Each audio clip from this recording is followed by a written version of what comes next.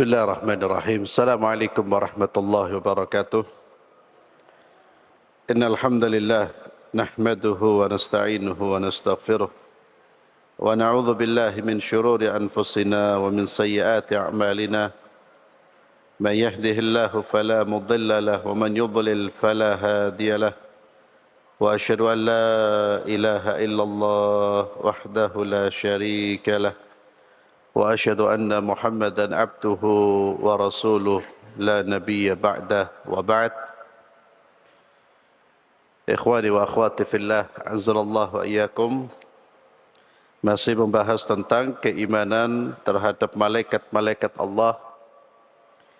Wa nu'min kadzalika bil malaika al muwakkalina bin nar.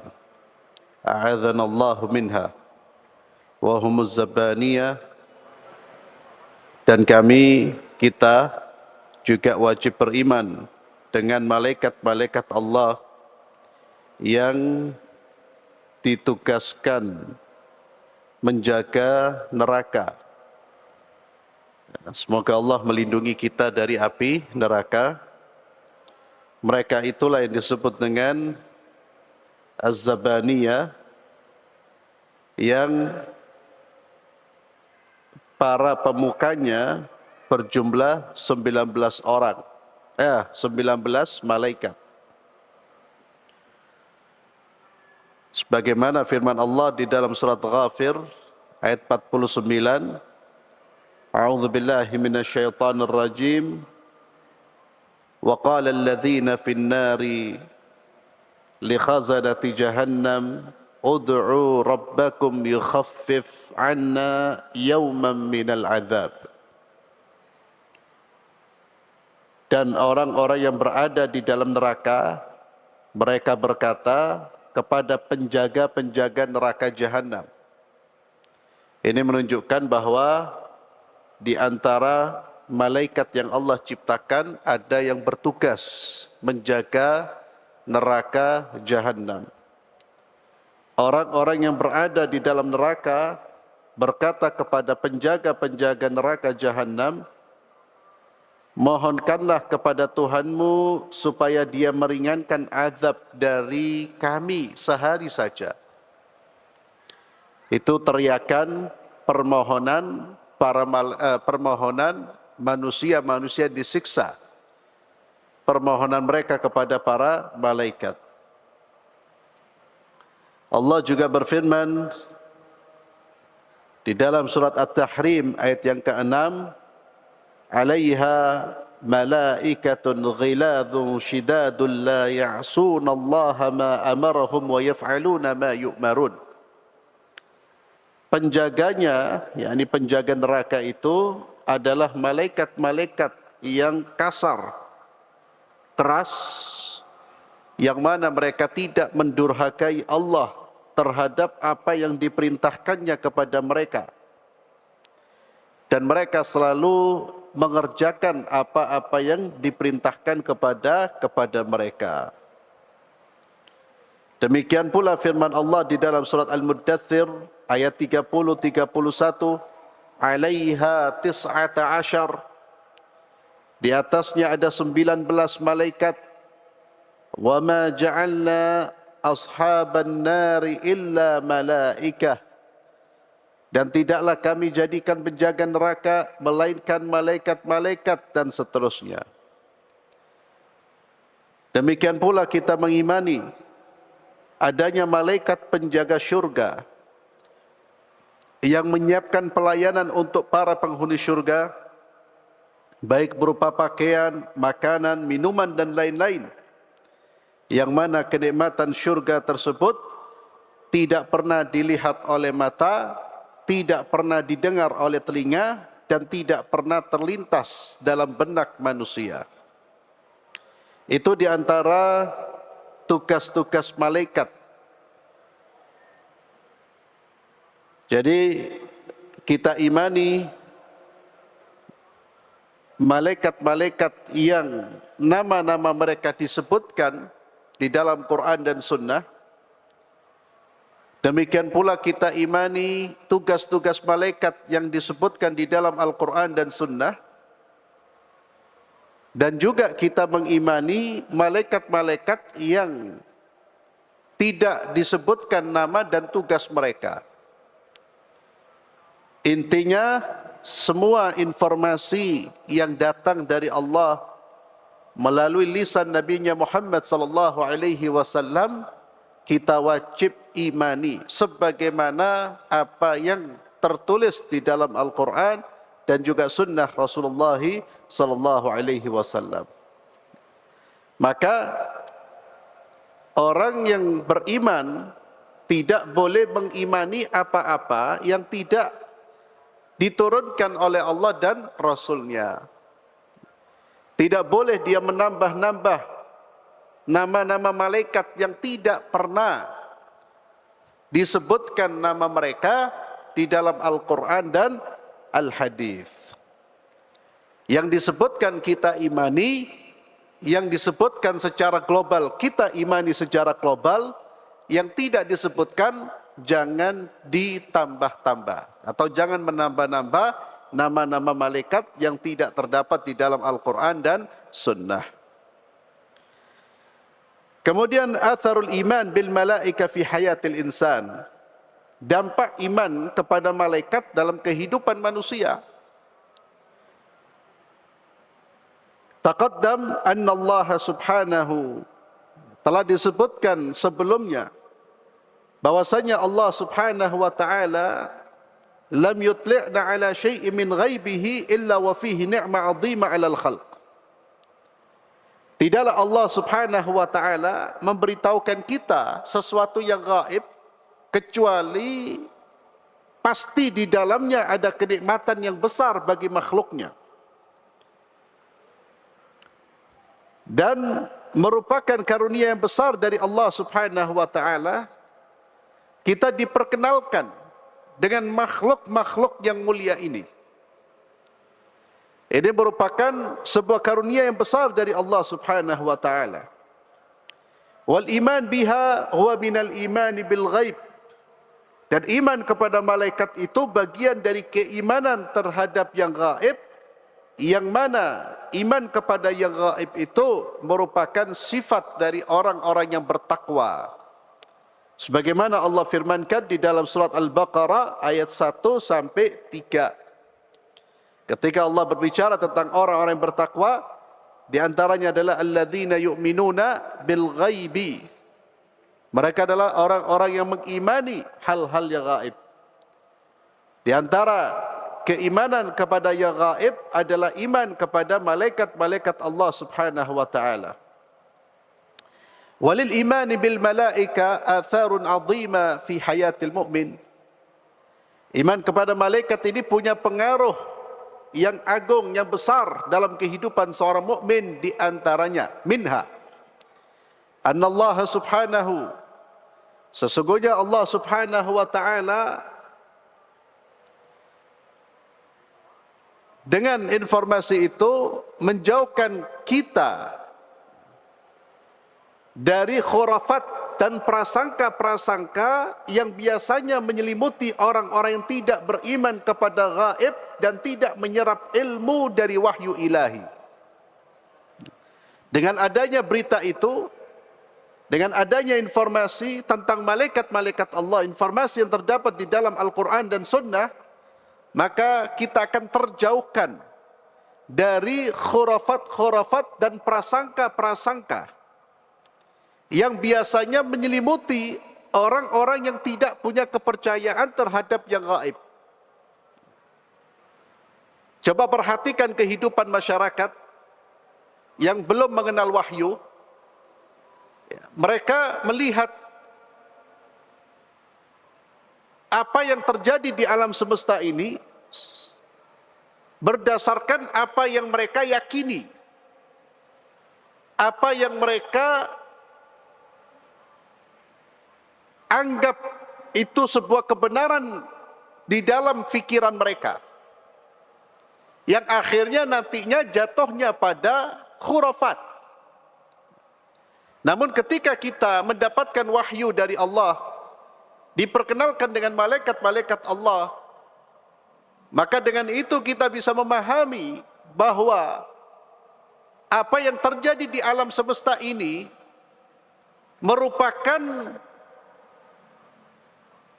tadbir, pengaturan Allah Subhanahu wa taala, yang mana Allah menjadikan malaikat-malaikat sebagai makhluk yang ikut mengatur atas izin Allah Subhanahu wa taala.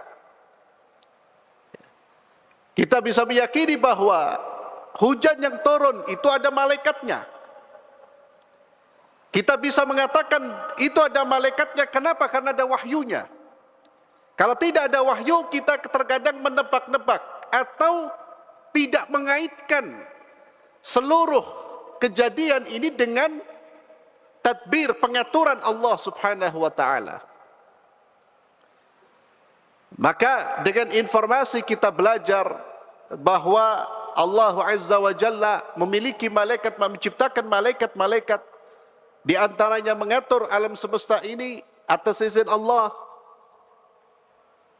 Maka kita yakin bahwa semua terjadi tanpa ada makhluk tertentu, tapi semuanya terjadi atas izin Allah, termasuk dengan Allah menggerakkan, menciptakan malaikat-malaikat Allah Subhanahu wa taala.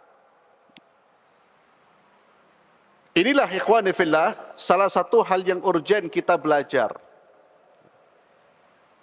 Orang akan terhindar dari khurafat. Karena manusia pasti punya keyakinan terhadap hal-hal yang di luar dirinya, atau yang mereka sebut dengan supra rasional atau yang irasional. Kalau berkaitan dengan yang irasional, yang tidak bisa dicerna oleh rasional, dan mereka tidak mendapatkan wahyu, jatuhnya adalah tebak-tebakan atau khurafat. Oh, ini karena ada makhluk, yang kemudian mereka gambarkan sesuai dengan asumsi-asumsi mereka.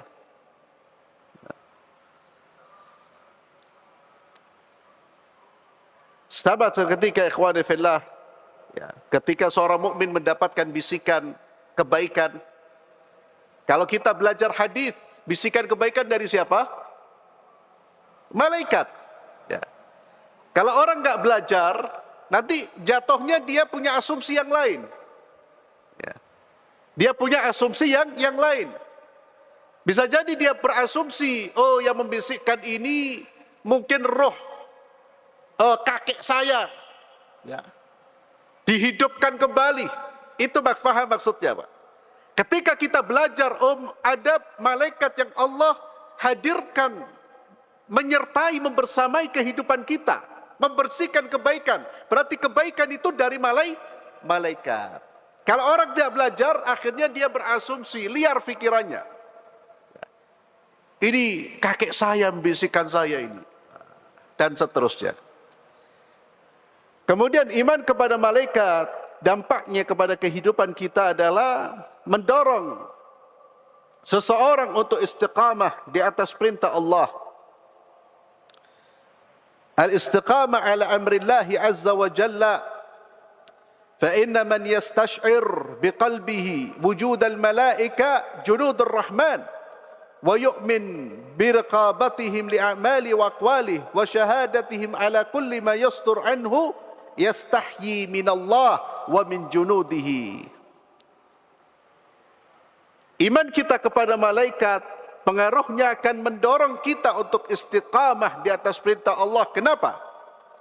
Sebab orang yang menyadari adanya malaikat dan mengimani bahwa mereka, yakni malaikat-malaikat itu mengawasi perbuatan-perbuatannya, mencatat ucapan-ucapannya, serta menyaksikan segala yang muncul darinya, maka ia akan merasa malu kepada Allah dan kepada tentara-tentara Allah. Orang yang menyadari bahwa dia dilihat oleh Allah, dia juga disaksikan oleh malaikat, dia juga dicatat oleh malaikat-malaikat Allah.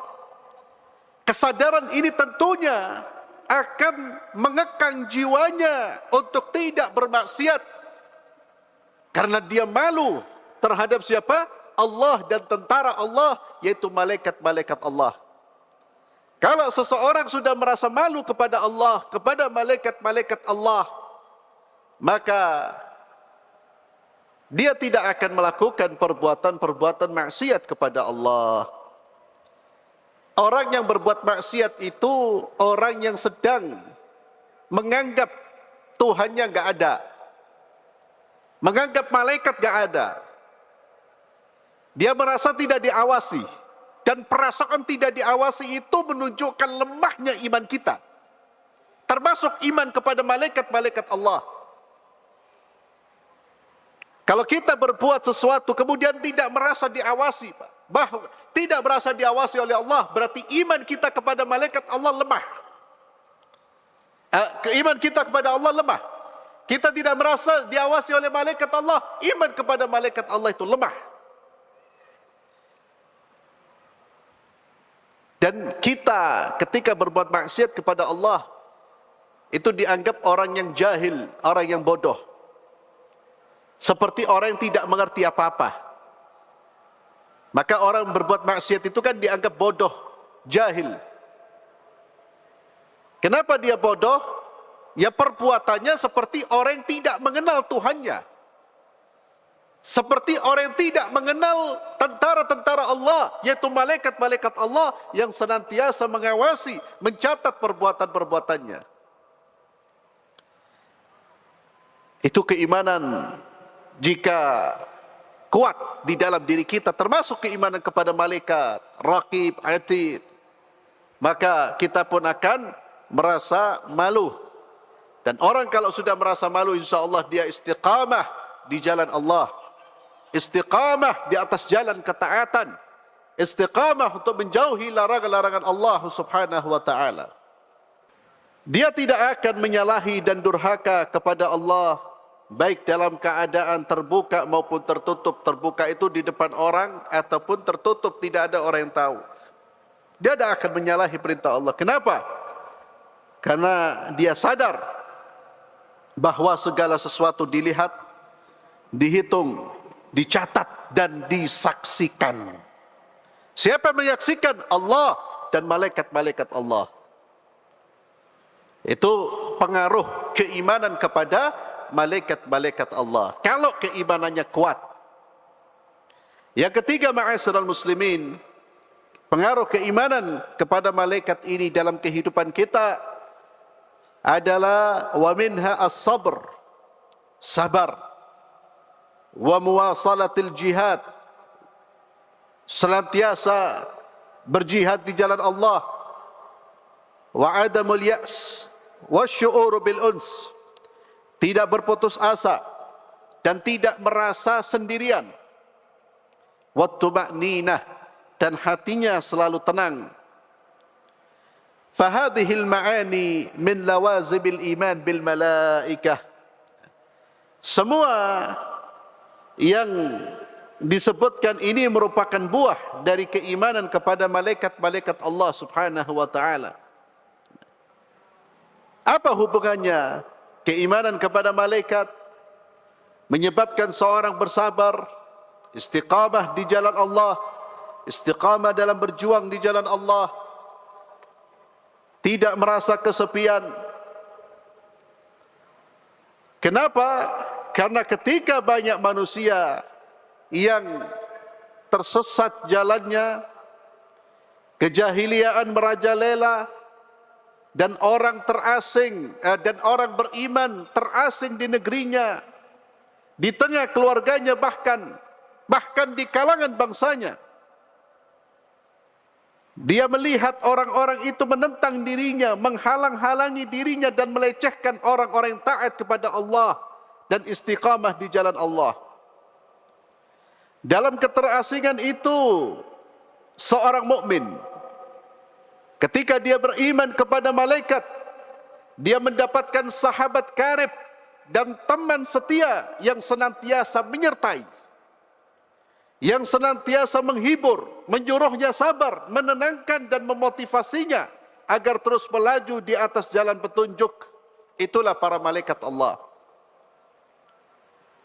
Ketika dia melihat manusia melecehkan ketaatan dia kepada Allah, maka dia pun segera menyadari bahwa manusia melecehkan saya, tapi ada makhluk-makhluk yang mulia yang mendukung saya.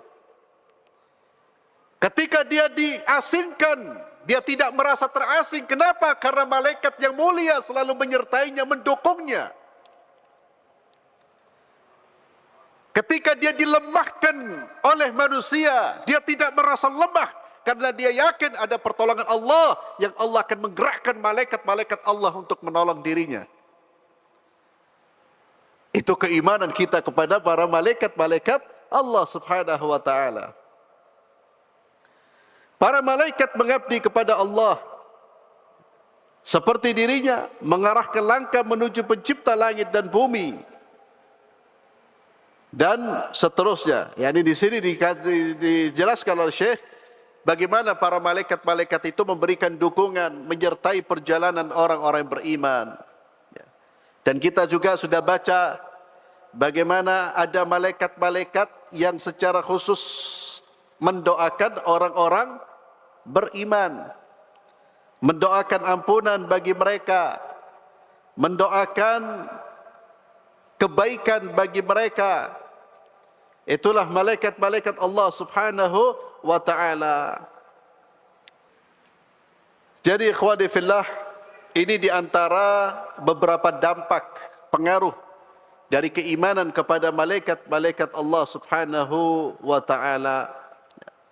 Tadi yang pertama, dengan informasi ini, dengan keyakinan ini, kita akan terjauhkan dari khurafat dan prasangka-prasangka.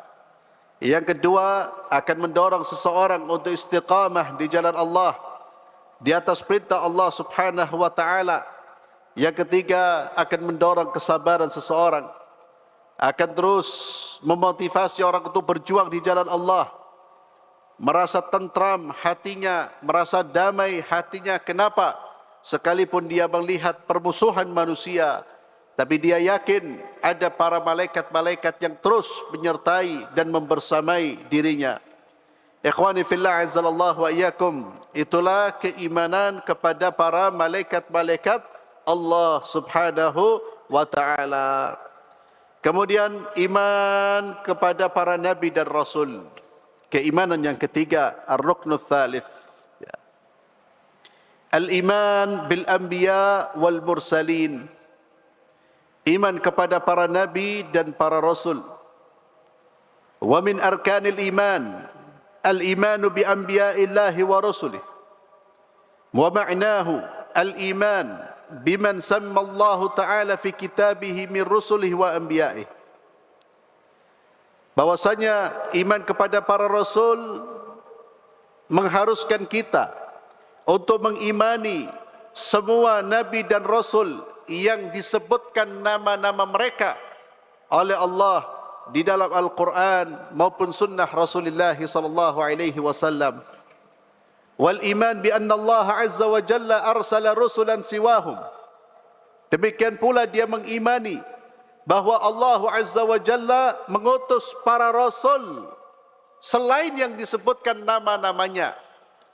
Karena Allah tidak menyebutkan seluruh nama para rasul dan Allah tidak menyebutkan seluruh nama para anbiya.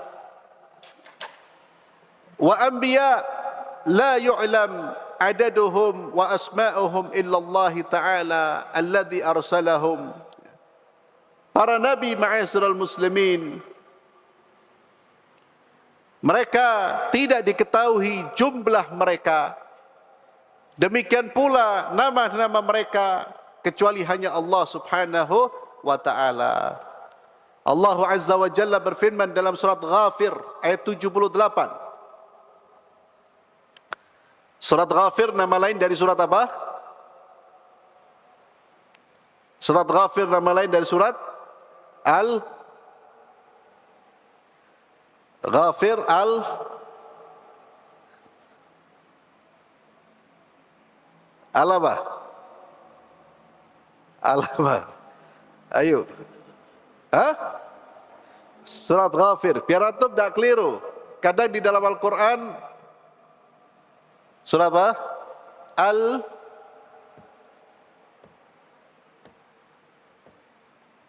Al-Mu'min. Ya, al-mu'min.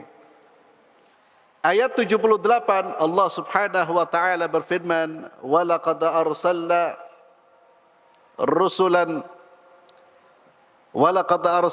rusulan min qablika minhum man qasasna 'alaika wa minhum man lam naqsus 'alaik."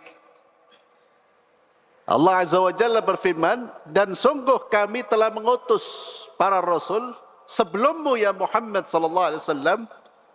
Di antara mereka ada yang kisahnya kami ceritakan kepada engkau, dan di antara mereka ada yang kisahnya tidak kami ceritakan kepada engkau.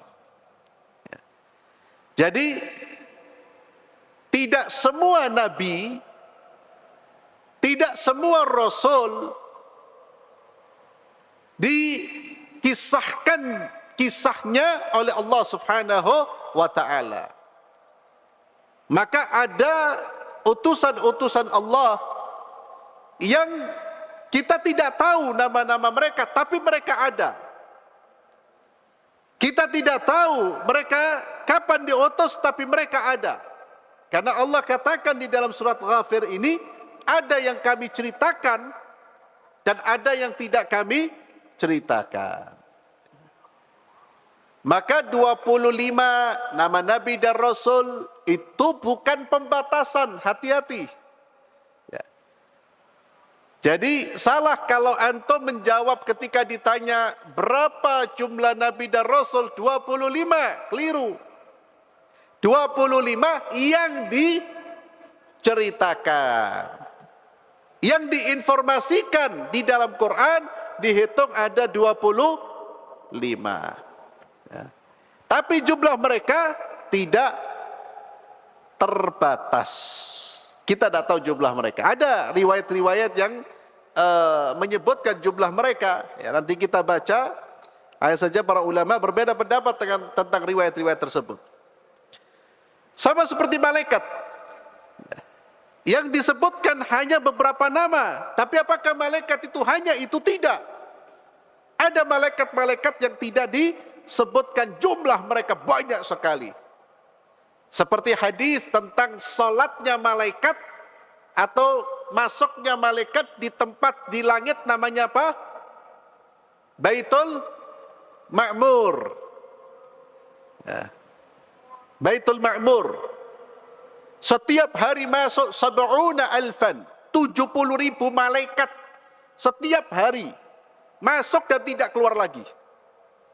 Itu menunjukkan banyaknya jumlah mereka, termasuk para nabi dan para rasul.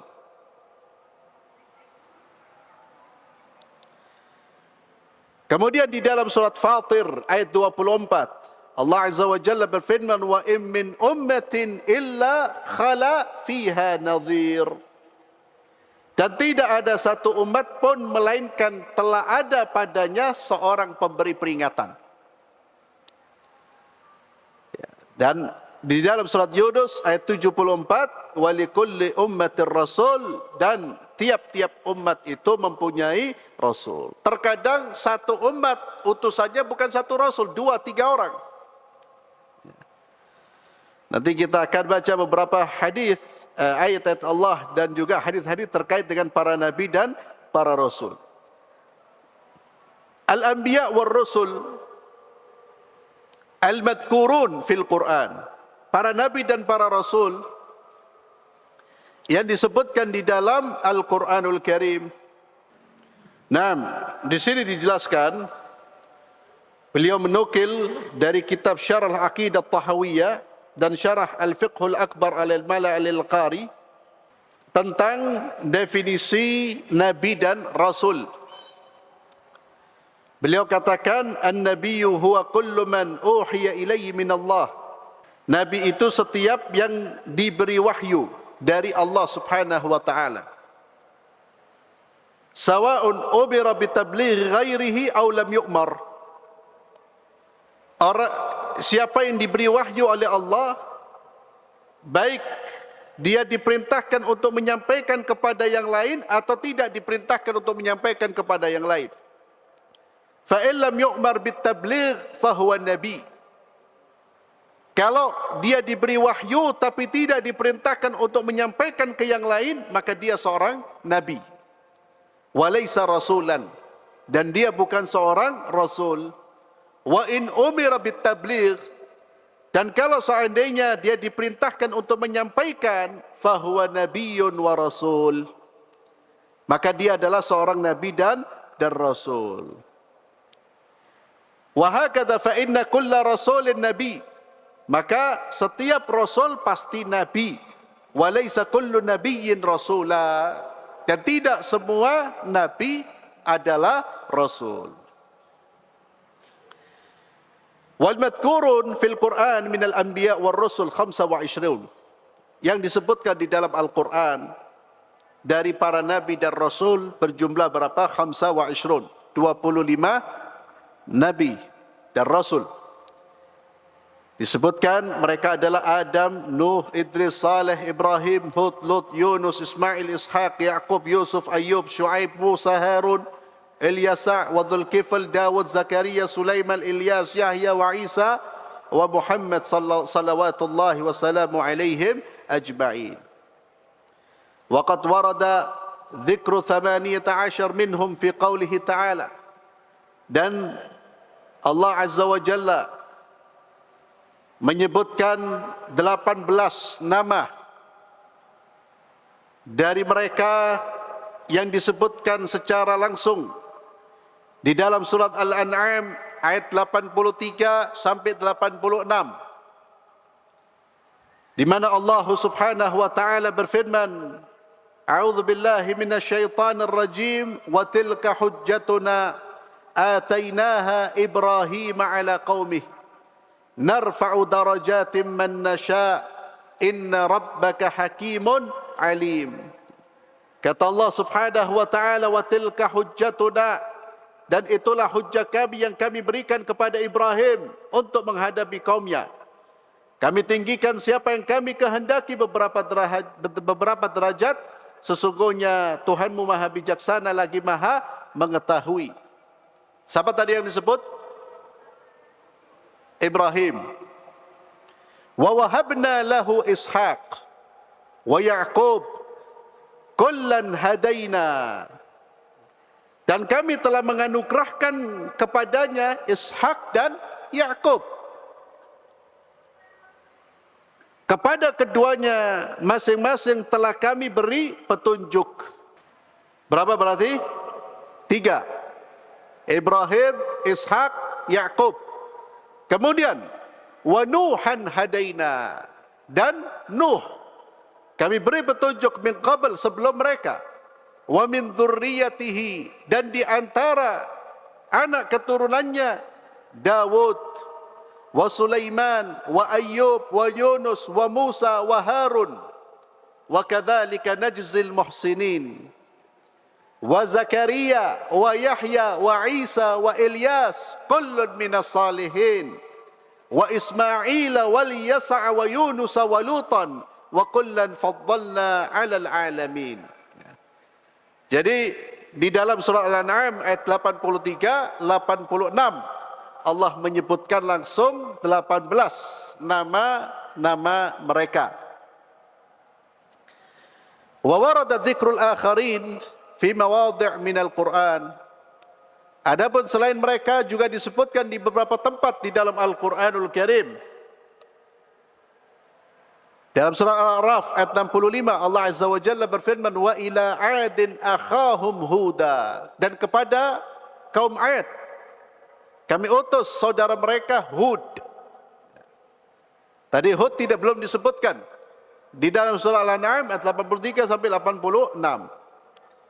Kemudian di dalam surat Hud 84 juga Al-A'raf 85, wa ila madyana akhahum Syu'aiba, dan kepada penduduk Madyan kami utus saudara mereka yang bernama Syu'aib. Kemudian dalam surah Al-Imran ayat 33, innallaha astafa Adam wa Nuhan. Dalam surah Al-Anbiya ayat 85, wa Ismail, wa Idris, wa Dzulkifl kullun minas sabirin. Dan dalam surah Al-Fath Allah Azza wa Jalla menyebutkan secara khusus Muhammadur Rasulullah walladzina ma'ahu asyidda'u 'alal kuffar ruhama'u bainahum. Ini nama-nama yang Allah sebutkan di dalam Al-Quran yang insyaAllah akan kita lanjutkan kajian iman kepada malaikat pada para nabi dan rasul ini pada pertemuan berikutnya. Dan dengan kita mengkaji keimanan kepada malaikat, iman kepada para nabi, mudah-mudahan itu akan menambah kecintaan kita kepada mereka sehingga kita dikumpulkan bersama dengan mereka. Ya. Jadi kenali makhluk-makhluk yang saleh. Jangan hanya mengenal makhluk-makhluk yang tidak saleh. Ya. Jangan sampai anak-anak kita lebih mengenal nama-nama pemain Argentina, Pak, daripada para nabi dan para rasul. Jangan sampai lebih mengerti tentang pemain pemain bola, Pak. Ya. Akhirnya naudzubillah, kalau cinta kita kepada mereka lebih besar, pengenalan kita lebih besar kepada mereka, sedangkan orang-orang insyaallah pasti ahli jannah ini kita enggak kenal. Kita khawatir nanti dikumpulkan bersama dengan mereka, Pak. Naudzubillah. Karena Nabi Muhammad SAW bersabda, "Al-mar'u ma'a man ahabba yaumal qiyamah." Seseorang itu akan dikumpulkan di hari kiamat dengan siapa yang dia cintai, siapa yang dia idolakan. Itulah salah satu manfaat, keutamaan kita belajar tentang malaikat, para nabi, agar kita kenal, tumbuh rasa cinta, dan mudah-mudahan kita dipertemukan Allah di syurga Allah Azza wa Jalla. Kita akhiri dengan doa kafaratul majlis. Subhanakallahumma bihamdik, asyhadu an la ilaha illa anta astaghfiruka wa atubu ilaik. Assalamualaikum warahmatullahi wabarakatuh.